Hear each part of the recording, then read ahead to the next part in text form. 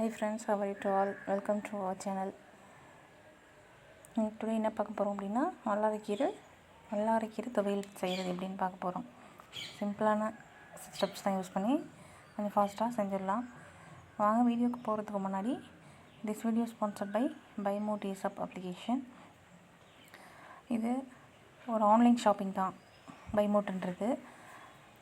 ப்ராடக்டெல்லாம் நல்லா cheap and பெஸ்ட்டாக இருக்கும். ஓகே ஃப்ரெண்ட்ஸ், இதோட லிங்க் கீழே கொடுத்துருக்க டிஸ்கிரிப்ஷனில் போய் செக் பண்ணி பாருங்கள். ஓகே ஃப்ரெண்ட்ஸ், இந்த வல்லாரைக்கீரை துவையல் எப்படி செய்கிறதுன்னு பார்க்குறோன்னு சொன்னால் 1 கப் வல்லாரை எடுத்துக்கணும். தேவையான அளவு தக்காளி, வெங்காயம், உளுந்தம்பருப்பு, ஜீரகம், கடலைப்பருப்பு, ஒரு காய்ந்த மிளகாய், உப்பு நமக்கு தேவையான அளவு போட்டுக்கலாம். புளிப்பு சுவை போதும் அப்படின்னா இந்த தக்காளியில் நம்ம ஆட் பண்ணியிருக்க தக்காளியே போதும். இல்லை இன்னும் கொஞ்சம் டேஸ்ட்டாக வேணும், புளிப்பு நிறையா சாப்பிட வேணாம் லைக் பண்ணி அப்படின்னா இன்னும் கொஞ்சம் புளி சேர்த்துக்கலாம். லைட்டாக ஒரு பேன் வச்சுட்டு அதில் ஆயில் லைட்டாக போட்டுட்டு இது ஃப்ரை பண்ணாமே கூட வதக்காமல் கூட பச்சையாக செஞ்சு சாப்பிட்றது ரொம்ப நல்லது. சில பேருக்கு அந்த ஸ்மெல் பிடிக்காது, அதுக்காக தான் ஃப்ரை பண்ணி செஞ்சுருக்கேன் பாருங்கள். பேன் எடுத்துகிட்டு அதில் உளுந்தம்பருப்பு, ஜீரகம், வெள்ளைப்பருப்பு மூணையும் அந்த பேனில் ஆயில் ஹீட் ஆனதும் போட்டு ஃப்ரை பண்ணுங்கள். அதுக்கப்புறம் வெங்காயம், தக்காளி 2 நல்லா ஃப்ரை பண்ணதுக்கப்புறம் காஞ்ச மிளகாய் 1 போட்டுக்கோங்க.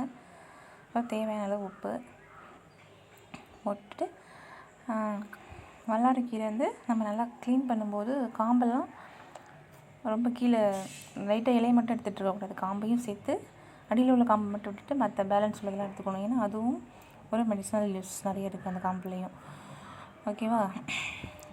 அப்புறம் இல்லை 1 கப் வல்லாரை எடுத்தோமா நல்லா க்ளீன் பண்ணிவிட்டு அந்த காம்போட ஆட் பண்ணிக்கணும். அதுக்கப்புறம் லைட்டாக தேங்காய் துருவல் நான் ஆட் பண்ணியிருக்கேன். உங்களுக்கு விருப்பம்னா ஆட் பண்ணிக்கோங்க, இல்லைன்னா ஆப்ஷனல் தான். ஓகே ஃப்ரெண்ட்ஸ், இந்த வல்லாரைக்கீரை வந்து பார்க்க தான் நிறைய, எந்த கீரை ஐட்டமுமே பார்க்க தான் நிறைய இருக்கும். அதை ஃப்ரை பண்ணும்போது ரொம்ப கம்மியாயிரும், அதோட குவான்டிட்டி வந்து ரொம்ப கம்மியாயிரும்.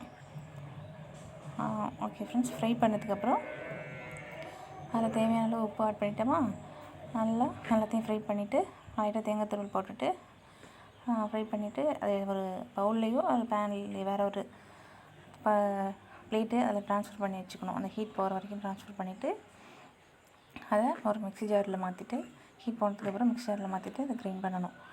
கிரைண்ட் பண்ணணும்னா நமக்கு தேவையான இட்லி, தோசை, சப்பாத்தி, பூரி எதில் வேணாலும் வச்சு சாப்பிட்லாம். சாதம் எதில் வேணாலும் போட்டு சாப்பிட்லாம். இது நிறைய யூஸஸ் இருக்குது. மெயினாக மெமரி பவரு, அப்புறம் நரம்பு மண்டலம், போன் ப்ராப்ளம், முடக்குவாதம், மன அழுத்தம், பதஷ்டம், இது எல்லாத்துக்குமே இது வந்து ரொம்ப ரொம்ப இம்பார்ட்டண்டான ஒரு மெடிசினல் பிளான்ட்ஸு. குழந்தைங்களுக்கு கொடுத்தீங்கன்னா நல்ல மெமரி பவர் இருக்கும். ஓகே ஃப்ரெண்ட்ஸ், இந்த துவையல் ரெடி ஆகிடுச்சு.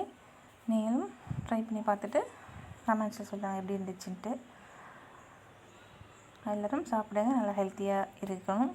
அதனால் நிறையா கீரை ஐட்டம்ஸ் நல்லா சாப்பிடுங்க. மெயினாக வல்லாரைக்கீரையும் சாப்பிடுங்க. ட்ரை பண்ணி பார்த்துட்டு கமெண்ட்ஸில் சொல்லுங்கள். ஓகே ஃப்ரெண்ட்ஸ், தேங்க்யூ ஃபார் வாட்சிங் மை சேனல்.